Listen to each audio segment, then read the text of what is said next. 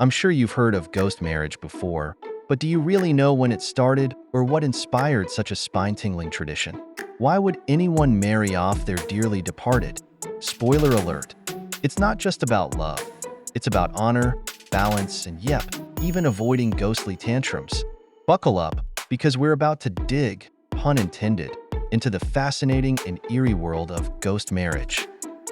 Ghost marriage traces back to the Shang dynasty, around 1600 BCE. Even though it was officially banned during the Zhou dynasty, this ritual refused to die, much like the restless spirits it aimed to appease. So, what drove parents to pair up their late loved ones in matrimony? Love? Duty? Or sheer superstition? Imagine your kid being lonely in the great beyond. Heartbreaking, right?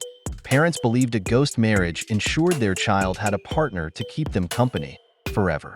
Sweet? Sure. Creepy? Absolutely. In ancient China, dying unmarried was a big no-no. It tarnished the family name and left the deceased unfulfilled in their duties. A posthumous marriage fixed that. Your son gets a wife, your daughter a husband. Everyone's happy. Fulfilled their familial obligation of continuing the family line, even symbolically. Well, except maybe the living participants. Ancient Chinese society loved its cosmic harmony. A male spirit needed a female to balance his energies, yin and yang. Without it, chaos could ensue, and no family wanted a cursed house. You don't want an angry ghost popping up because you didn't do your spiritual homework. Marrying off the dead was seen as a peace offering to stop spirits from going full poltergeist on your family. But ghost marriages weren't just for adults. Let's talk kids. In ancient China, children who passed under the age of 7 or 8 weren't even given proper coffins, just clay jars or urns. Why? They were seen as incomplete lives, not worthy of the full honors reserved for grown-ups. Brutal, right? But ghost marriages could change that. Some parents, unable to bear the thought of their child being buried without dignity, would arrange a ghost marriage to elevate their status. Suddenly, little Xiao Ming was no longer an unfinished life. He had a companion and the full adult funeral treatment. It was a mix of love and cultural expectation, with a dash of superstition. For adults, the process was intricate.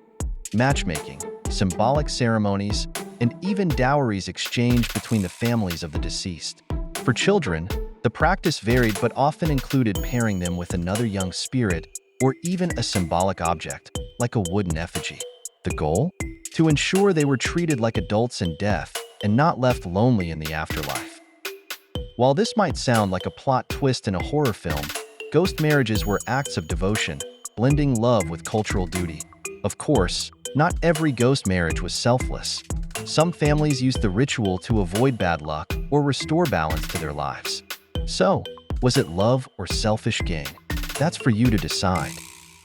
Today, ghost marriages are rare and largely seen as superstitious, but they offer a hauntingly beautiful glimpse into how ancient Chinese society valued family, honor, and the eternal bonds of love, even beyond the grave.